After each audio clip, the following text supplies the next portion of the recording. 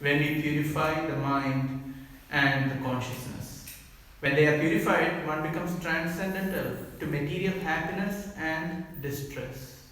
In the beginning, Lord Kapila has said that perfect yoga enables one to transcend the platform of material distress and happiness. How this can be done is explained here. One has to purify his mind and consciousness. This can be done by the Bhakti Yoga system, as explained in the Narada Pancharatha. One's mind and senses should be purified. Tat Paratvena Nirmalam. One's senses must be engaged in devotional service to the Lord. That is the process. The mind must have some engagement. One cannot make the mind vacant. Of course, there are some foolish attempts to try to make the mind vacant or void, but that is not possible. The only process that will purify the mind is to engage it in Krishna. The mind must be engaged.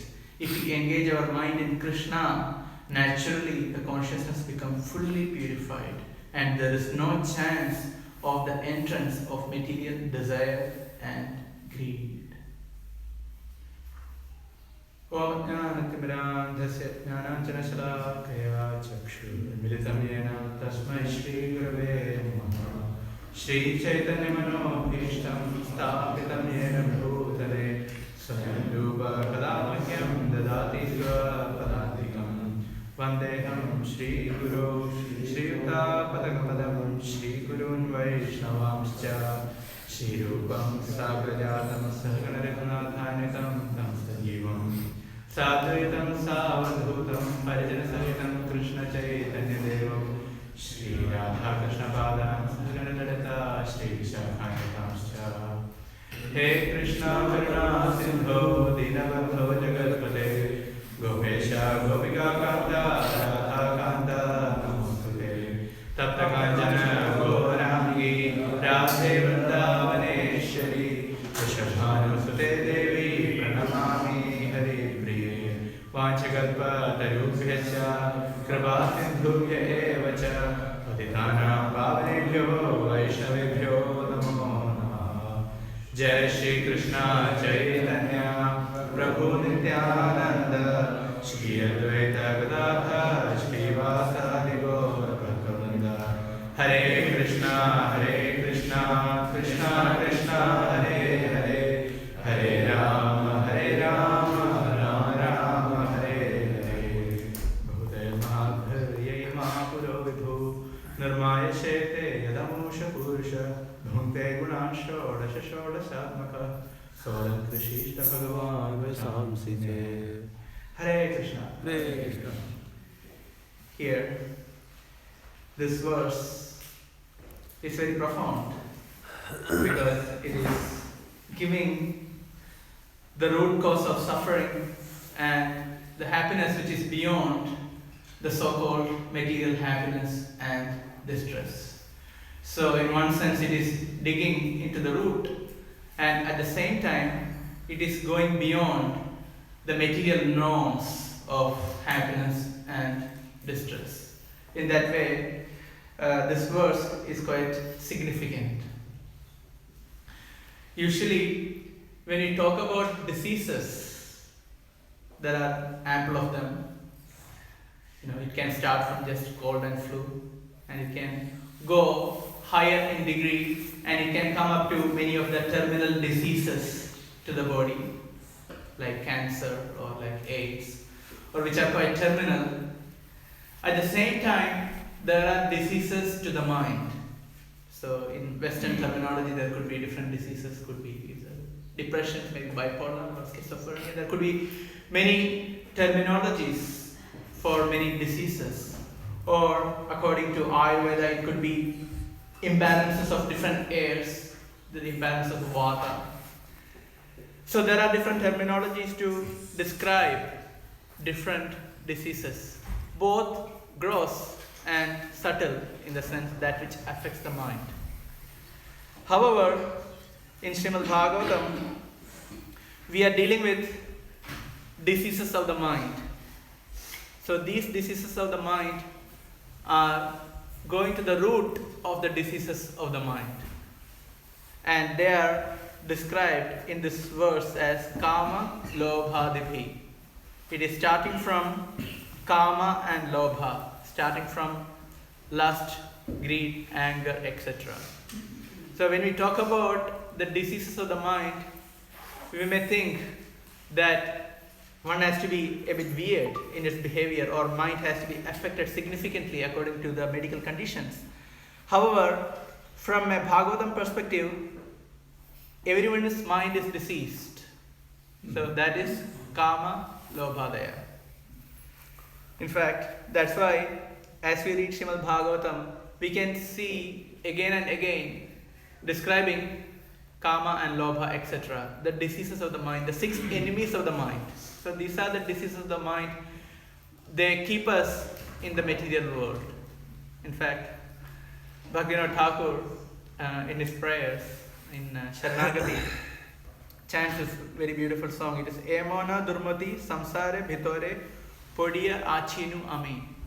This wicked mind has brought me into this material existence. And this wicked mind is keeping me in material existence. So if we try to understand what is the cause of material existence, it is nothing but the mind, which is already afflicted by different kinds of diseases. And they are 6 in number when we analyze to the core. So this is our existence in the material world. So we don't really consider these core diseases as diseases in itself. And of course, for the gross diseases, especially the terminal diseases, a lot of research is being done, a lot of money is being spent, which is good, at least trying to address, but that is not all in all. If you go to Carlton, near Melbourne Uni, there is a new cancer research center opened, I think this year or end of last year. Costed maybe $1 billion, big project. So this is disease, terminal disease, and that is trying to be adequately addressed by the medical system. And of course, to a certain degree, the mental diseases are also addressed in terms of treatment, but often it is said there is not enough funding for the mind-related diseases in Australia. But when it comes to the real diseases of the mind, who is there to address these diseases? So there is no one in the material world. So Bhagavatam is addressing this issue. So that's why here in this verse itself, Kama, Lobha, Dibhi is given stress, and we can see in many other verses in Śrīmad Bhāgavatam also. Kama, Lobha, etc. The 6 enemies of the mind as stressed and explained. So Kama, Krodha, Lobha, Mada, Moha, Matsarya, the 6 enemies. Lust, anger, greed, illusion, pride, and envy. They are the 6 enemies of the mind. In fact, mind in itself is a very difficult topic to understand, because we have difficulty understanding mind with the mind. So it is like, chasing the tail of a dog. It's a difficult circle. It is very difficult to catch mind. That's why even the psychologists, they have difficulty in understanding mind in a true sense. I was speaking to a psychology student recently, studying in Melbourne Uni. So he was mentioning to me, we need statistics to make psychology a science, or to see it to feel like it is a science. To get a feeling of science, we need statistics. Otherwise, it is nothing but different speculative theories to explain mind, because we don't know what is mind. But since there are volumes of data, the sheer volume of data, that makes it difficult to analyze, and for that statistics is required, and there are different graphs and different models to explain the mind, different trends of the mind. So that looks like it's a science, but it's not really a science. So this is the mind, and people do spend the whole life thinking about mind, and we also spend our time in mind, thinking so much, worrying so much. So do we really think that we spend a lot of our time in our mind, spending time, mentally? We spend a lot of time. If we really analyze our day, we can see we spend a lot of time in our mind thinking so many different things, which may not be very necessary. So this is the state of the mind. And Srila Prabhupada here writes that Kama and Lopa are symptoms of material existence. Everyone always desires to possess something. It's a sum and substance statement. Everyone always desires to possess something. When we talk about Kama, material desires, or when we talk about Lobha, greed, the essence is that we want something all the time. Isn't it true? Prabhupada writes it in a very simple fashion. We need something all the time. So that shows that we are in material existence. And we think, isn't it our rightful claim to desire? Isn't it our rightful claim to ask for something, to desire something? Our needs, our wants, isn't it our rightful claim? We do think in that way. We think it's our birthright. We have to desire. We need things. That's the way life is. However, when we see Śrīmad Bhāgavatam, Bhāgavatam gives a different perspective. That if we desire something material, then we are prolonging our material existence. Bhāgavatam doesn't say, okay, you desire as you wish. No. We are prolonging our material existence. Just like in Śrīmad Bhāgavatam, we can hear the pastime of Bharat Maharaj. He desired to associate with deer. Then what happened? He became a deer, so that he can get complete association of deers. Bhagavatam says, if a man think about woman all the time and his consciousness is fixed on woman, then what happens? At the time of death, one gets a woman's body, a female body. So, okay, you desired female association, you have a female body, you can experience completely the female body, and then you can experience other female bodies also without any restriction, very easily. You can be part of female chatter. You don't need to do anything. So this is the reality. Same with the other side. If female likes the male association so much, okay, then get a male body and experience it completely. So this is material existence. So what we desire, we may get it. Not necessarily this lifetime, but next lifetime, according to the rules of material existence. So we need to be careful. Sometimes you can get in this life. Sometimes you can get even in this life. Sometimes it can, yes, it can be in this lifetime. So we have made progress. So it can happen in this lifetime as well. So it is insignificant. In one sense, the body is insignificant. Bhagavatam shows in the Sudumna pastime, right? The gender can be changed even in this lifetime. It was a part of the curse, but currently it is done on a more gross level. Even as devotees, we have to be careful. What is our meditation? Because we are prolonging our material existence. What is in our mind, it matters. This story of this particular Mataji became quite famous, right? In ISKCON. I read in a few articles on her that she started remembering her past life. The past life memories are classified into a few different categories. One is spontaneous recollection of the past. So she, at certain occasions, this particular Mataji from London, she had spontaneous recollection of her past life as a brahmachari. Interesting.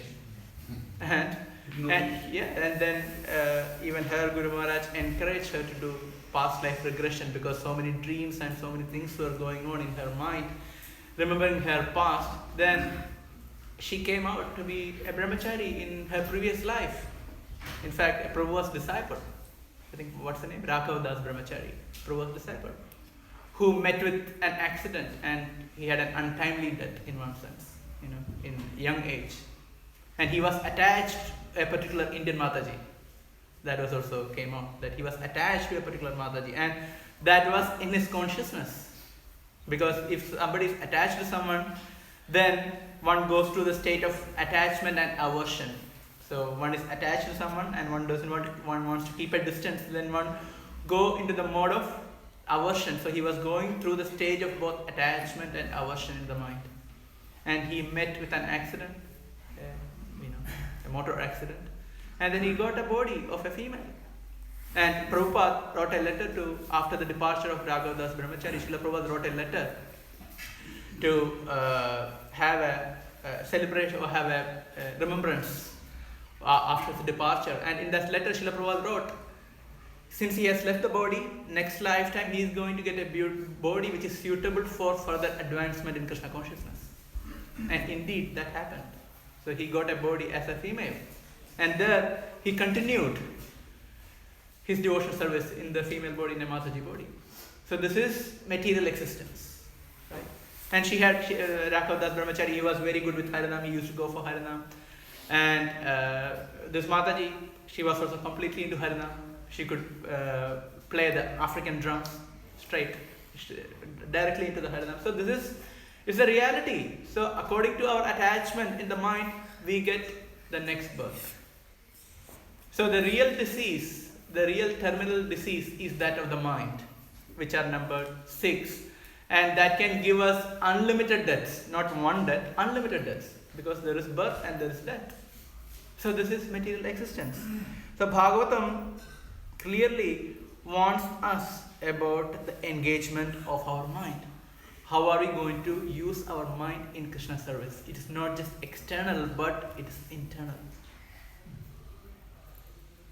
Great acharyas like Raghunath Goswami compares these diseases of the mind to highway robbers. Why? Because highway robber is not going to give a early notice. Okay, now I'm going to come this and this time and come to rob. No, they're going to come out there, they're going to steal whatever they can and they just run away, flee away. In the same way, these enemies of the mind, starting from lust, anger, greed, etc., they are not going to give any particular notice. We'll be sitting anytime, anywhere. They just come and attack. Right? It happens to us. Anytime. It can be at any point, any time. It can be while chanting. It can be in front of the Lord. It can be while honoring prasadam. It can be while reading Śrīmad Bhāgavatam. Anytime, these enemies can come and they can attack us. So this is really dangerous. And what do they do if we get into it? So okay, this is Maya. Of course, we know this enemy is coming to our mind. It is Maya. The mind is being afflicted by Maya. But what happens? Here is our free will. If we get into it, if we succumb to those temptations, then what happens? We are being completely captured. Then our meditation prolongs. So this is dangerous. So we have to be watchful about our mind. In fact, we have in Nectar of Instruction, there are 6 items, 6 principles that help us to progress in our devotional service, starting from Utsaham, Nishya, Dharya. Utsaham, enthusiasm. When these enemies attack us, what happens to our enthusiasm? It actually drops. Right? Have you noticed? If we are affected by lust or anger, what happens to our enthusiasm in Krishna consciousness? It drops. Similarly, the confidence, and the perseverance, it drops. We become impatient. When the mind is affected, we become impatient. Have you noticed? Why Krishna is not giving us result? Why my chanting is like this? We become impatient. Then even we have difficulty in following regulative principles. We have difficulty even being in the association of the devotees. So dangerous. In fact, we may think that our memory is not so good, but the certain situations our memory become very strong. Anything nonsense happen in our life or a bad thought, that can come just like that. And it becomes completely clear in front of our mind, the eye of the mind. It is completely manifested. Then there is a test. Do we want to go for it or not? Similarly, even anger, it is residing because we have desires. As far as we have desires, the desires are going to be frustrated because there is no choice, because desires has to be frustrated. And as a result, there has to be anger. It can be on a minor level or it can be on a major level. But the anger issue is there with everyone. People think, I don't have any anger problem. People do say, often, I don't have any anger problem. I'm pretty good. No, it's not right. Everyone has anger. It's just the degree varies. And when it comes out, that varies. That's all. It is there. So these enemies are always there. And also think about this. Especially we are in the association of the devotees. We may have difficulty in memorizing verses of Bhagavad Gita or Śrīmad Bhāgavatam. But think about how our memory is very sharp and clear when it comes to he or she did this to me, or he or she said this to me, that point, the whole sequence of events, the whole sequence of dialogues, everything become completely clear. It's come to our mind very clearly, sequentially. Everything become very clear. This is Maya, because we are affected by these enemies of mind. That's why the great Acharyas, they warns us, very clearly warns us to stay away, to take precautions, and if we get attacked, to get away from that, to defend and to attack back.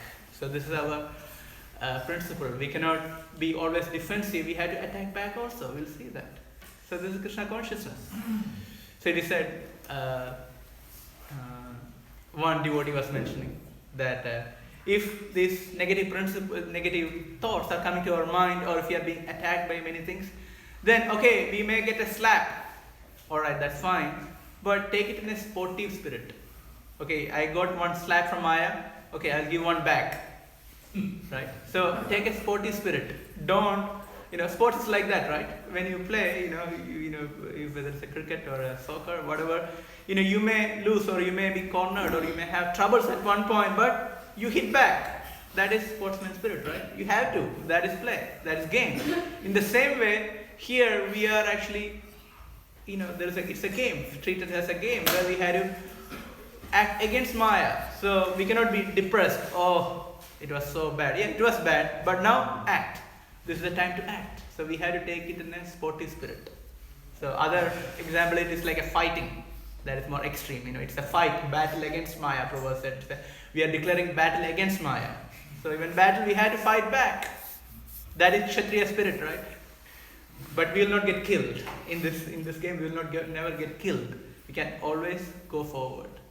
So this is Krishna consciousness. We have to be ready for the battle. We have to be ready for the game. So mind is playing such a pivotal role in our Krishna consciousness. In fact, the mind is sufficient for suffering, because all the sufferings are existing in the mind. Because that is the agency for feeling. So that's where all the suffering is present. There is a very, very interesting verse in the 11th canto of Śrīmad Bhāgavatam. When I read this verse, I was thinking, oh, this is really far out. It actually shows that we have to control our mind. Even if we act externally in any way, but if we don't control our mind, we have to suffer in the same capacity. Same capacity. So the verse is Krishna is telling in the 11th canto, Artehi avidyamanepi samsutta na nivartade dhyayato vishyanasya swapne anarthagamano yatha. For one who is meditating on sense gratification, material life, although lacking factual existence, does not go away. Again, for one who is meditating on sense gratification, material life, although lacking factual existence, does not go away. An example is given. Just as the unpleasant experience of a dream do not. You can say the material existence is dream-like. In one sense it's true, because the soul has nothing to do with the material existence. The only thing we are identifying, that's all. But otherwise nothing to do with the material existence. It is there, but nothing to do. But the point of connection, okay, the identification is there, but that identification is strengthened the point when we are thinking about sense gratification. So the mind playing that pivotal role in our suffering. So either it is suffering, ultimately it is suffering, whether it is material happiness or material distress. That is Bhagavatam. Both are suffering. Srila Prabhupada gave the example of a salt mine. In a salt mine, you can make anything out of salt. You can make a doll out of salt. You can make a stand out of salt. You can make anything, but ultimately it is salt. In the same way, in the material existence, you can make happiness out of it.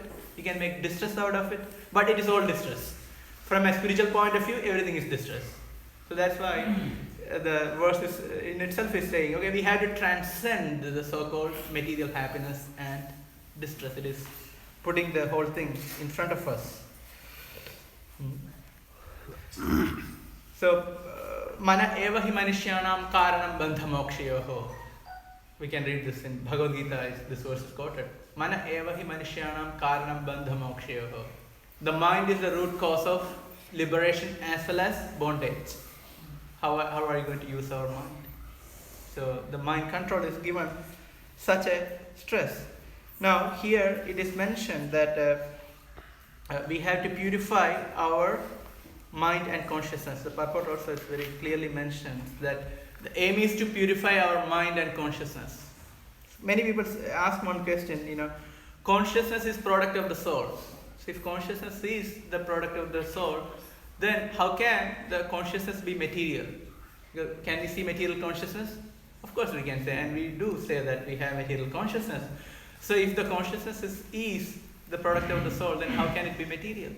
So the point is, yes, consciousness is the product of the soul, but at the same time, after identification, that is being contaminated. And there is a terminology actually Kapila gives in this section of Śrīmad Bhāgavatam that is called chitta.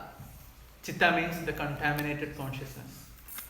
So in the material existence, we have the contaminated consciousness, and the contaminated consciousness is reflected in the mind, just like a mirror.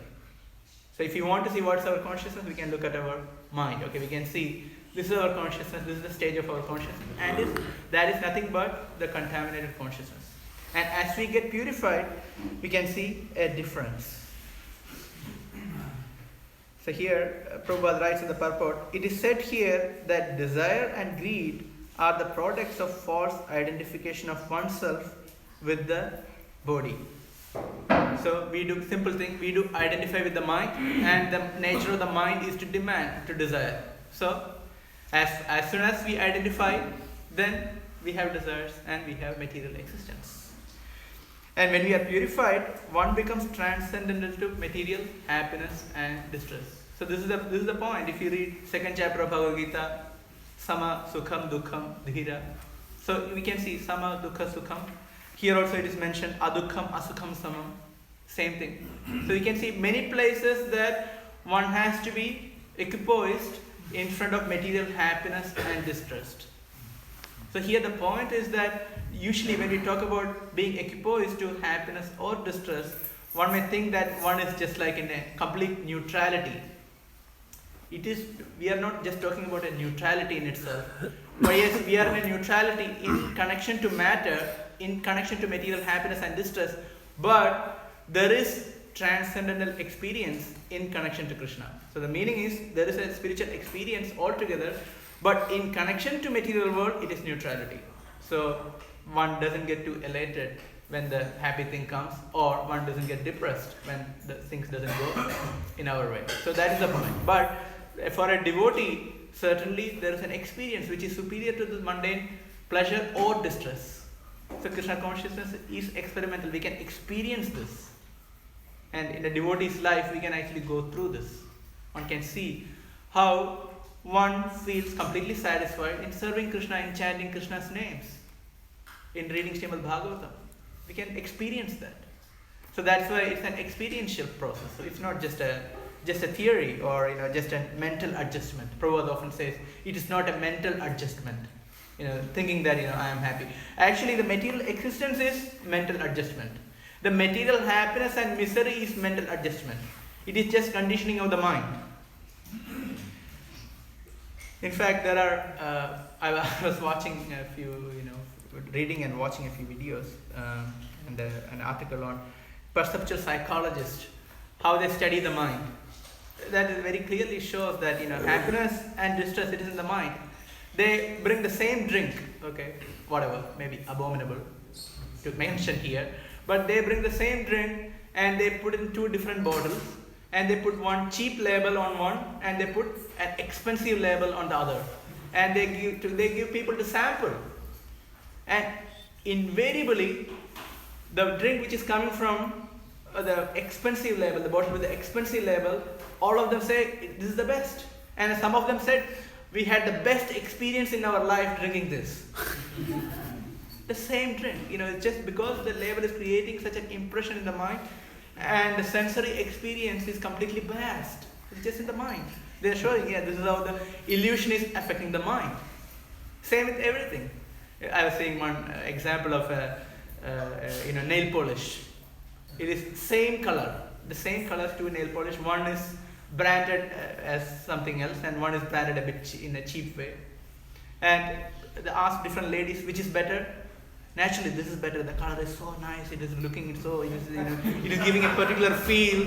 People are becoming very emotional seeing this particular color of the nail polish. But the reality is the same thing. This is the point.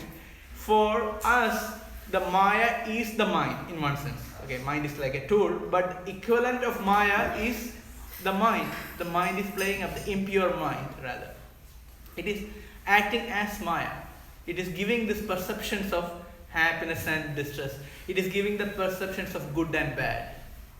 So for a devotee, we have to take a step back. Even if some materially good things happen, we had to take a step back. Even we hear all these things, but as a devotee, think about it.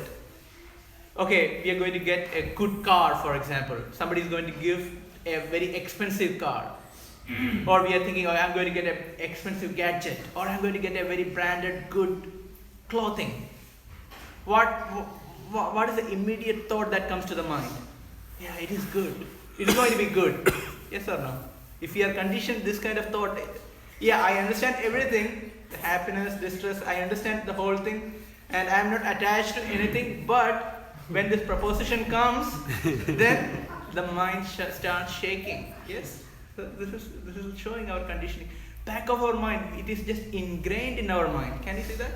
Try to see in our mind. It's ingrained. We can see something good going to happen, immediately we are thinking, yeah, it is good actually. And something is materially, something is bad going to happen, immediately we are thinking, yeah, it's going to be disaster, I don't want that. So we can see the attachment and the aversion, trying to minimize the distress and to increase the happiness. Why do you think people go to astrologers? Why? Because people want to understand, okay, I want to avoid the distress and to increase happiness. So what's going to happen in the future? Am I going to suffer? Am I going to enjoy?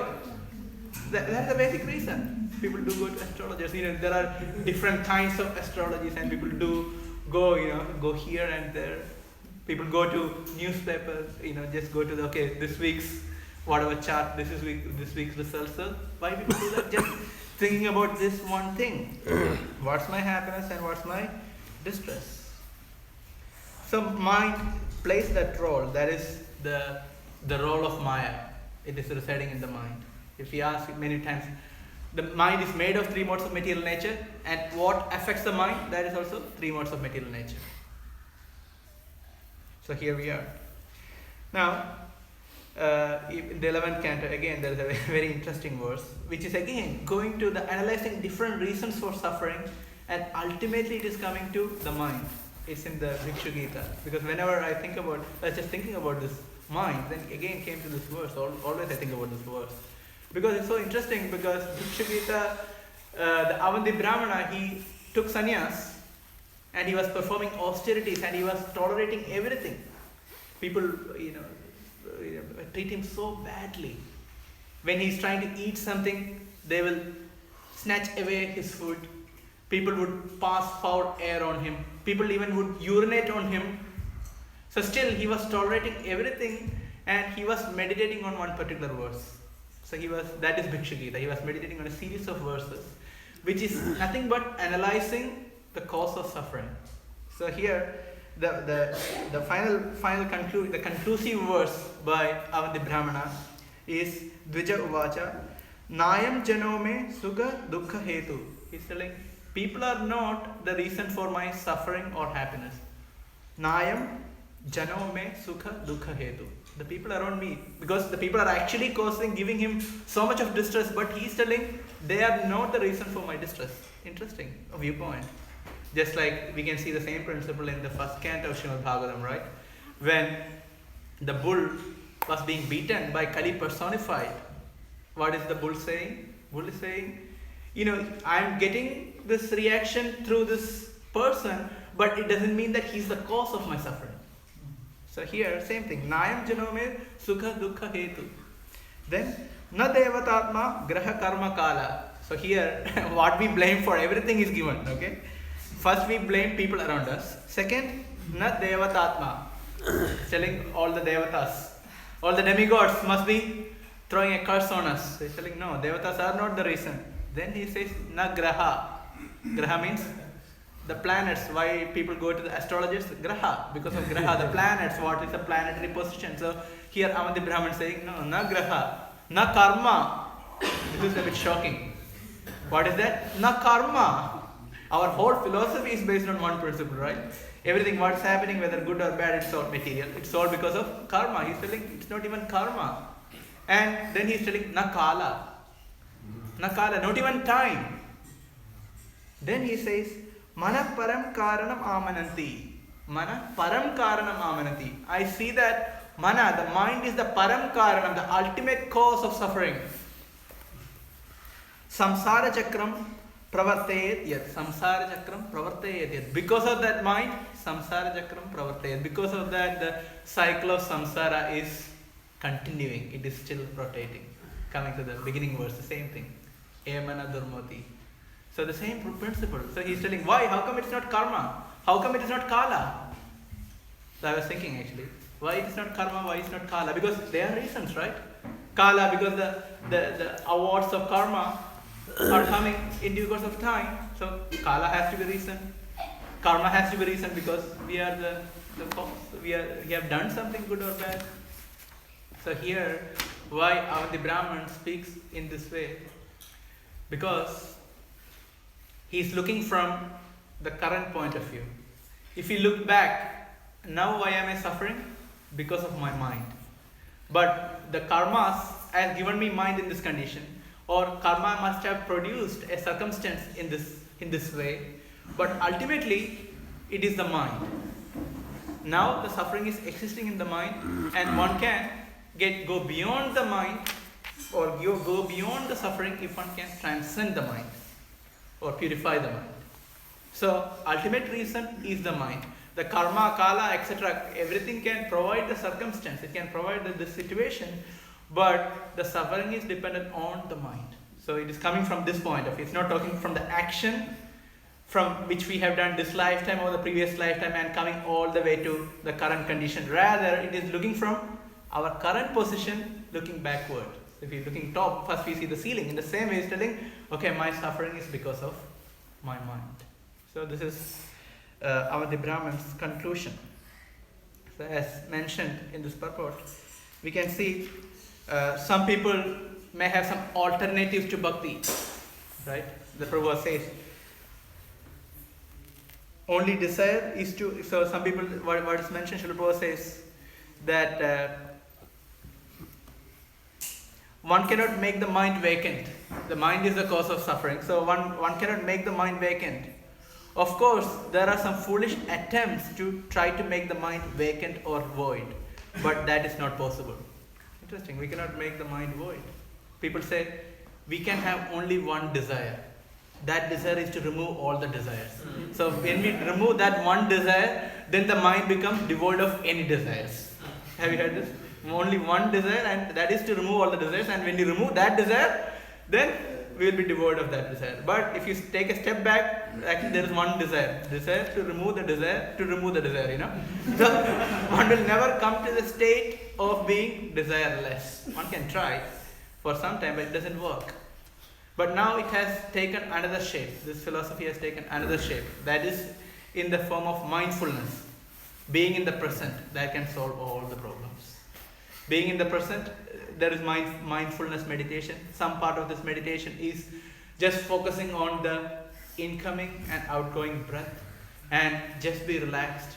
Don't be judgmental. Just let go. You just observe. Yeah, this is one kind of meditation. But this cannot really, it may give some relief for some time because the mind is so agitated. And it is engaged so much, body and the mind engaged in so much of sense gratification. So taking out from all these activities, it can help definitely a little bit, but it cannot go any deeper, right? And another kind of meditation, 10 minutes, tasting raisins in mindfulness. He said, then it will make the day much peaceful. Yeah, really. Tasting raisins in mindfulness. Taste it, each bite you take for the raisin. Each bite you taste it, relish, that make your mind calm. It is there, it's standardized process. Millions of dollars have been spent to taste raisins in mindfulness, by the way. In America, many universities, they spend a lot of money. So yes, that is going on. But Prabhupada is telling, this speculation can come in this way or the other way, but it doesn't have any substance behind. So the only process is engaging mind. Engaging mind for the activities which are beyond matter, and that is Krishna consciousness. Even Patanjali says, the first sutra of the Yoga Sutra is Yoga Chitta Vritti Niruddha. Stop all the Chitta Vritti, stop all the activities of the mind. That is yoga. According to Patanjali, that's the first sutra. Actually, Patanjali, he explains yoga in one level, and he ultimately explains what is the real devotion. He hints. He understands what is devotional service. He understands, even though that is not the main focus of the Yoga Sutras. And some of the acharyas, even some of the Shankaracharya, when they have commented on the Yoga Sutra, they mentioned the ultimate aim of yoga is Krishna. Not even Vishnu or Narayan. The ultimate aim of yoga is Krishna. So it is devotional, even though it is a slow process. It can take many lifetimes.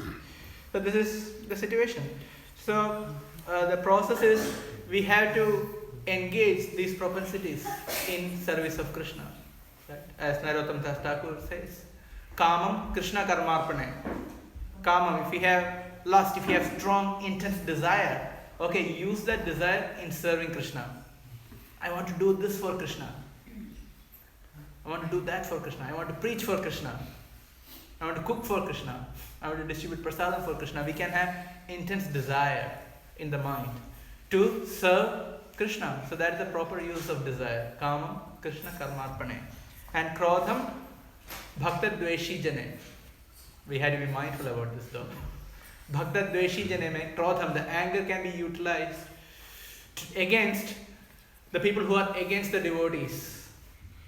One shouldn't be physical, one has to be mindful, one has to have some sense control. But one can be angry about the society, one can be angry about the mentality of people who are against the devotees and devotional service, who are propagating just sense gratification.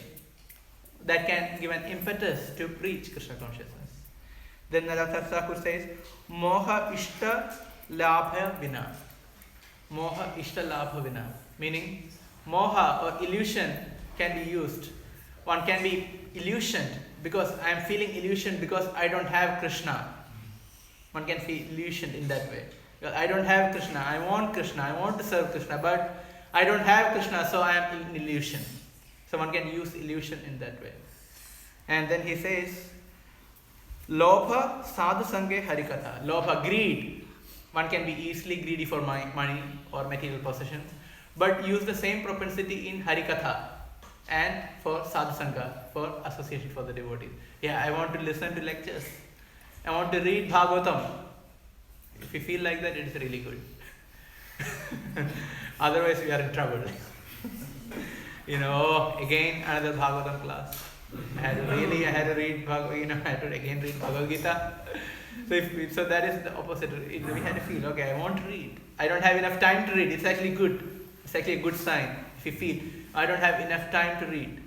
I'm reading something, but I don't have enough time. I want more time to read Bhagavatam. That's a good sign. That is lobha. That is greed. But there's no limit to that greed. That is lobha. Sadhu Sanke Harikatha. And Mada, Krishna Guna Gane. Mada means madness. So it is in one place madness is allowed. What is that? Krishna Guna Gane. That is, while singing Krishna's glories, while chanting and dancing, one can be mad. Right? Certain time, weekend we had a kirtan, everyone is jumping up and down and it's like madman. So that is recommended. Why? Because the ultimate aim of devotional service is to make everyone mad. Have you heard this? The aim of devotional service. Actually, Bhagavatam, one verse is in the 11th canto of Śrīmad Bhāgavatam. A very nice verse, because that is describing the prema bhakti. Evam sapriya namakritya jata nirago hridachitta ucche hasasyato rodidiravudigayat unmadavan nrityadi loga bhakya. This is what happened to Mahaprabhu. Mahaprabhu was initiated by Ishwarapuri, and he started chanting Hare Krishna Mahamantra. Then after some time, he was feeling madness in ecstasy. So he approached Ishwarapuri and told, "What happened to you? What happened to me? What have you given me?" So immediately Ishwarapuri recited this verse, Evam Sopriya Navagirtiya. By chanting the names of the dear Lord, Jata Anurago Hrida Chitta Uche. Then what happened? There is an intense attraction is produced in the heart. Then Uche means loudly. Hasatyadho. Uche, laughing very loudly. Hasatyadho, Roditi, crying. This is one is laughing and one is crying immediately. How Unmadavan Nrityati Lokabahya. Unmadavan Nrityati. And one is chanting as if mad. Lokabahya means without caring about the rest of the society. That's what Mahaprabhu did. So we are getting trained to be transcendently mad. So that is mentioned in this verse as beyond the so-called material happiness and distress. So have we experienced beyond material happiness and distress? Yes, we have. How? In chanting and dancing Hare Krishna Mahamantra. But we have to chant and dance. In the ecstasy of dancing, if we are not chanting, that's not real ecstasy. Then we are trying to enjoy materially dancing. We are trying to enjoy materially the steps. So one has to be careful whether are we chanting properly Krishna's names. So while chanting Krishna's names, then one can dance and one can forget about the rest of the world. So that is one safe place to avoid Maya. That is Kirtan Ras. It's the mellow of Kirtan. In that, Prabhupada says one can be completely safe from the 6 enemies. Because hardly, that is one place. If you are really chanting and dancing, then one is quite protected from the 6 enemies of the mind. That we can practically experience. So we talked a bit about the mind, its diseases, the terminal diseases of the mind, and how can we engage mind in Krishna service, and we can go beyond that. We can transcend the so-called material happiness and distress, which are ultimately nothing but distress. So I see if there are any questions or comments. Yes, Mother. Prabhu, you mentioned that if we have some passion or intense desire, we can dovetail it to like how we can passionately serve Krishna. But like in our everyday life, we see that these days to achieve even a small thing, we need to develop that external passion, like even for a material goal. And whatever energy we have of our mind, we have to, even if we don't have, we have to somehow bring it in to, really strive for that goal and think very strongly that, yeah, I want this, because it's not easy to, nothing is easily available. Things that were more, our parents got easily, we can't get it easily, And then at some stage our energy is finished. So when we come to actually achieving something for Krishna, then because there's only a certain amount, and then it sort of we are exhausted. Actually, and it just becomes a... Yeah, so the question is, we have limited energy or limited enthusiasm, and that we are utilizing for our material pursuits because they demand a certain amount of energy, passion and activities. So when we come to Krishna consciousness, we feel exhausted in terms of enthusiasm and energy. So how is it possible to have enthusiasm? In fact, for a devotee and in Krishna consciousness, we can get unlimited enthusiasm despite our work in the outside world. How? There is a verse in Śrīmad Bhāgavatam in the 3rd canto, in the same canto. Krishna says, it is mentioned that the Lord inspires someone when he thinks about Krishna. So Krishna's inspiration is coming when we think about Krishna. So if we think about Krishna, then we will get inspiration to do service. And if we forget Krishna, the Lord says, then I will remove that inspiration. So what's the process? If we want inspiration, if we want enthusiasm, we need to think about Krishna. And if we don't think about Krishna, Krishna will remove. This is a verse from Śrīmad Bhāgavatam 3rd canto. So practically, how can we achieve that? We can achieve that by attentive chanting of Hare Krishna Mahamantra. So if we spend our energy, at least we need to have some energy. We will have some energy. At least we have initiated devotees, or at least we have taken a vow that we will chant at least 16 rounds. So if we make our 16 rounds attentive, then we can feel that we become enthused in serving Krishna. We become inspired in serving Krishna. So we get energy, we get enthusiasm to serve Krishna. If we have quality chanting in the morning, then we can feel that enthusiasm during the day. It's a practical experience. So I would say we had to start from the root, which is chanting. Because chanting is remembering Krishna. Chanting is meditating on Krishna. From chanting, everything will come. So we are not really deprived of energy. Krishna will give enthusiasm. Does that answer? Yeah. Yes, Madhavi. Where does the mind come from? Where does the mind come from? Just like everything is coming from Krishna, we know that mind is also coming from Krishna. However, if you talk about the mind, it is one of the material elements. So Krishna says in Bhagavad Gita, Bhumir apo analo vayu gham mano buddhirevacha ahankara idiyame bhinna prakriti ashtata. So Krishna says, just like we have the Pancha Mahabhutas, the earth, water, fire, ether, etc., the material elements, in the same way, mind is also a material element. It's not gross but subtle. So if you consider the covering of the material universe, first there are gross coverings, starting from earth, water, fire, etc. Then the final coverings are that are made of mind, intelligence and force ego, which are 10-fold higher in terms of its thickness. So that's where the presence of material mind, when we consider from a universal perspective. And that mind, in terms of creation, we are placed in a body where there is a subtle covering which is mind, where the subtle covering of mind is there. So yeah, it is product of the matter. Yeah. Yes, bro. You are mentioning about 6 enemies. Yeah. Anger is one of them. We can utilize anger also in Krishna service. Yes. Like Lord Hanuman did. Yes, that's right. Okay. We can use even bad things for service. Dog telling everything for you. Yes. Second point was astrology you mentioned. I was talking to one gentleman yesterday only. He said he went for a marriage chart for marriage.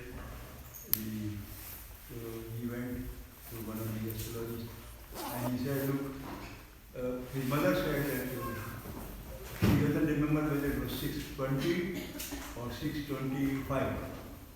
5 minutes difference. And that will make so much difference.